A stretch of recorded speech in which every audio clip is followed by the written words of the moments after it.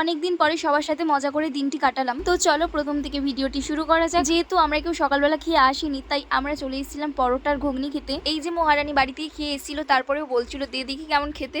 এখন তো আর কারোর সাথে আর দেখা হয় না, কারণ যে যার কাজে বিজি থাকি। তাই আমরা সবাই মিলে ঠিক করলাম যে একটা ফিস্ট করা যাক, তাহলে তো সবার সাথে দেখা হবে, গল্প হবে। তারপরে আমরা 3 সখী মিলে এলাম বাজার করতে। আমি তো বারবারই ভুলে যাচ্ছিলাম যে কি সবজি লাগবে, কিন্তু শ্রুতি সবকিছুই মনে রেখেছিল। শ্রুতি বাজার করতে প্রায় আসে বাজারে, বাট আমার খুব একটা আশা হয় না, তাই আমি ঠিক করে জানি না। আমাদের প্রায় বাজার করা কমপ্লিট হয়ে গেছিল, শুধু বাকি ছিল চিকেন আনতে। আর এই কয়েকটা বাজার নিতে সময় লেগেছে 1.5টা। যাই হোক, ফিস্ট মানেই একটু লেট হবে। আর হ্যাঁ, তোমরা কারা কোথা থেকে ভিডিওটি দেখছো অবশ্যই কমেন্টে জানিও। আর এই মহারানী আমার কাছ থেকে এটা চেপে নিল। তারপরে বাজার থেকে এসে এই সবজি কাটার তোড়জোড় লেগে গেল।